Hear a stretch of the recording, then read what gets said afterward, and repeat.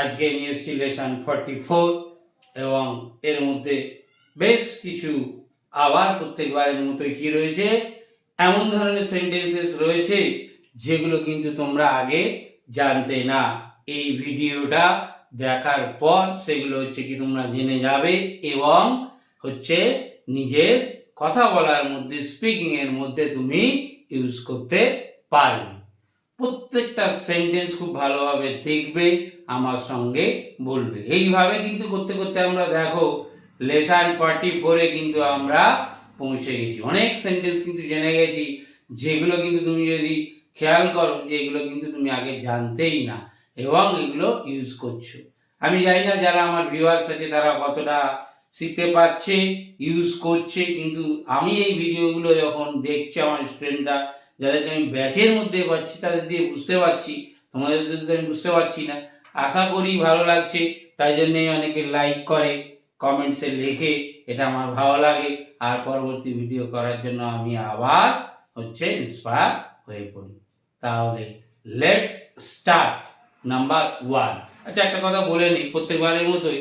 দেখবে হচ্ছে এই বোঝানোর পরে আমি যখন thank you for watching this video বলি, তারপরে কিন্তু শুধু বোর্ডটার পিকচার দেওয়া থাকে, ভিডিওটা দেওয়া থাকে, ওইটাকে পজ করে লিখবে। এখন কিন্তু দেখার সময় কোনো লেখালেখির ব্যাপারে যাবেই না, শুধু জোরে জোরে বলো। ওকে, নাম্বার 1, তুমি কি তাকে একটুও পছন্দ করো না? তুমি কি তাকে একটুও পছন্দ করো না? আমরা কিন্তু অনেক সময় বলি তুই কি ওকে একটুও পছন্দ করিস না, তাই তো? তাহলে এরকম সেন্টেন্সের ক্ষেত্রে আমরা কি বলবো? Don't you like him even a little. Don't you like him even a little. তুমি কি তাকে একটুও পছন্দ করো না? Question mark. ও রয়েছে, করো না, তাই জন্য আমরা কি দিয়ে, ডু দিয়ে শুরু করেছি। খাও না, যাও না, ঘুমাও না বা খাও, তখন আমরা ডু দিয়ে শুরু করি, শুধু নেগেটিভ বলে তাই নটটা ইউজ করা হয়েছে। ডু বা ডাজ দিয়ে কিভাবে কোশ্চেন করা হয় দেখবে, একটা ভিডিও আমার দেওয়া আছে। নাম্বার 2, আজকাল কি চলছে? এক সময় হলো, অনেকদিন পরে দেখা হলো, আজকাল কি চলছে? WhatsApp this days. WhatsApp this days.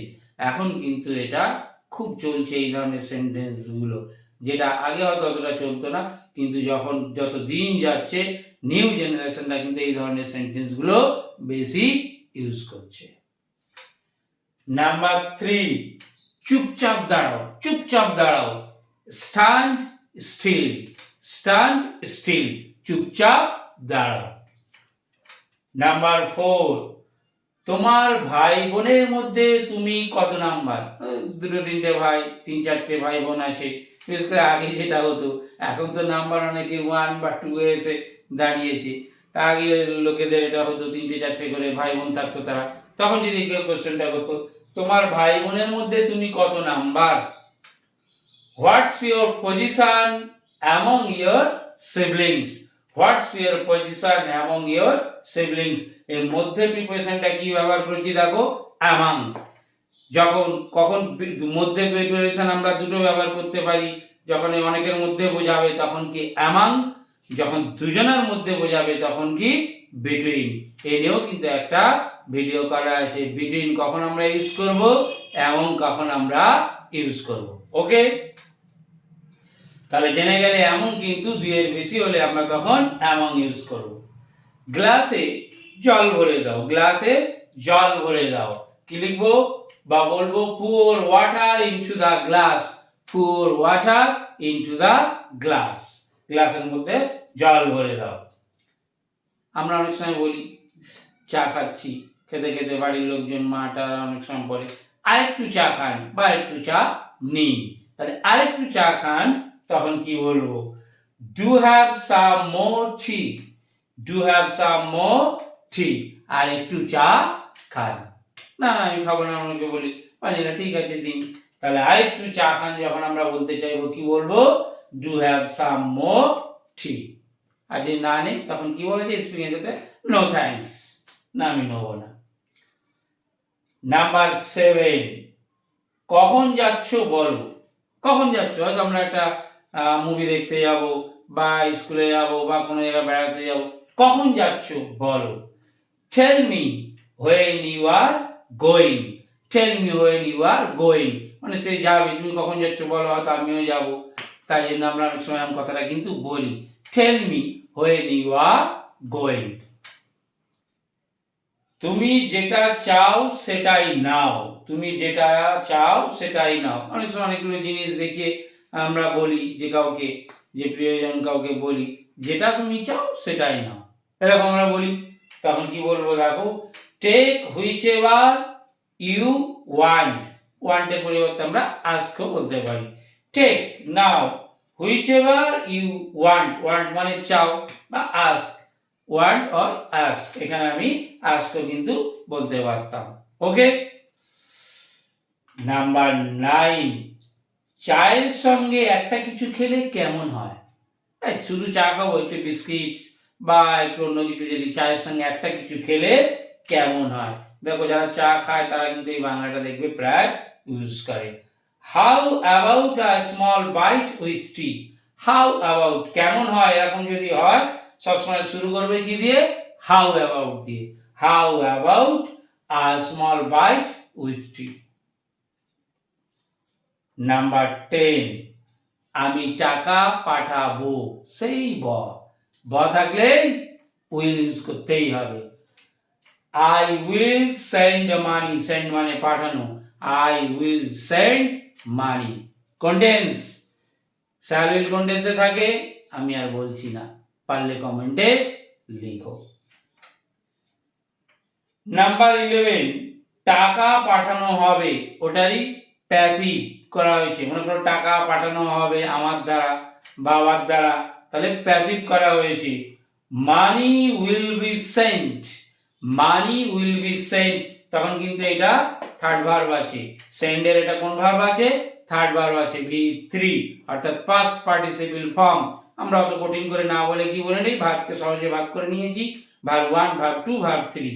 এই ভার্বের ফর্মগুলোকে কিন্তু মুখস্থ করতেই হবে। অর্থাৎ তুমি যদি কিছু করতে চাও, ভালো ইংলিশ লিখতে চাও, ভালো ইংলিশ বলতে চাও, তাহলে কিন্তু একটু পড়াশোনা তোমাকে কিন্তু করতেই হবে। আর বলার জন্য প্র্যাকটিস প্র্যাকটিস প্র্যাকটিস।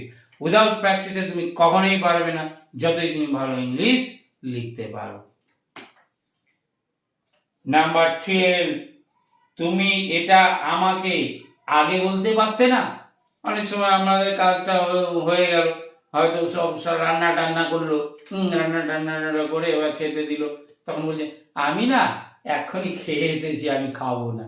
তো এই কথাটা তো সে আগে বলতে পারতো। বা মা রান্না করলো, মানে তুই আগে বলতে পারলি না বাইরে থেকে খেয়ে এসছিস। এই ধরনের যখন আমরা সেন্টেন্স বলবো তখন কিভাবে দেখো করবে। কি বলছি সেন্টেন্সটা আবার একবার আমি বলছি, তুমি এটা আমাকে আগে বলতে পারলে না। couldn't you have told me it before? কি দিয়ে শুরু করব? couldn't you have told me it before? তুমি কি এটা আমাকে আগে বলতে পারলে না। নেক্সট নাম্বার 13, এরকম ভাবে যদি যতই হোক, মানে আমরা যদি বলি তুমি এটা আগে খেতে পারলে না, তুমি এখানে আগে যেতে পারলে না, এইভাবে যদি সেন্টেন্সগুলো বলি সবই আমরা শুরু করব couldn't দিয়ে। ওকে। নাম্বার 13, তোমার মা বাবা কি বেঁচে আছে? আমরা অনেক সময় বড়রা দেখে কোশ্চেন করে, বিশেষ করে একটু বয়স্ক লোকেদেরকে কোশ্চেন করে, তার মা বাবা অনেকদিন পরে, তোমার মা বাবা কি বেঁচে আছে? আর ইউর প্যারেন্টস অ্যালাইভ? অ্যালাইভ মানে জীবিত। আর ইউর প্যারেন্টস অ্যালাইভ? তোমার মা বাবা কি জীবিত আছে? এবার হ্যাঁ না দিয়ে সে অ্যান্সারটা দিল। তাহলে এই আজকে আমরা 13 সেন্টেন্স ডিসকাস করলাম। একদম জলের মতো করে ফেলো, এটা পানি পানি করে ফেলো, যাতে তোমার মুখে আসলেই তোমার হচ্ছে ট্রান্সলেট করার কোনো ব্যাপার না আসে। বাংলা যেমন আমরা ট্রান্সলেট করি না, বলতে বলতে আমাদের প্র্যাকটিস হয়ে যায়, ঠিক এই সেন্টেন্সগুলোও কিন্তু এইভাবেই বলতে বলতে তোমার প্র্যাকটিস হয়ে যাবে। আবার আমাদের নেক্সট একটা ভিডিওতে দেখা হবে পরবর্তী লেসন নিয়ে। আমি আস্তে আস্তে এখন কি করছি, রাইটিংগুলোও কিন্তু নিয়ে আসছি। একদিন একটা স্টোরি দিয়েছি, এরকমভাবে আমি বিভিন্ন রকম রাইটিংও কিন্তু পরপর নিয়ে আসতে থাকছি। এই জন্য আমার চ্যানেলটি যারা এখনও সাবস্ক্রাইব করনি সাবস্ক্রাইব করে নাও। ভিডিওটা যদি ভালো লাগে, মনে হয় উপকারে লাগলো, তাহলে একটা লাইক দিও। এবং আমার ফেসবুক পেজেও একই নামে সামিম ইংলিশ টিচিং নামে চলছে, সেখানে আমি রিলসগুলো ছোট ছোট সূত্র ধরে ধরে ধরে দিচ্ছি, সেগুলোও কিন্তু তোমরা পেজটা ফলো করে দেখে নিতে থাকবে। Thank you for watching this video.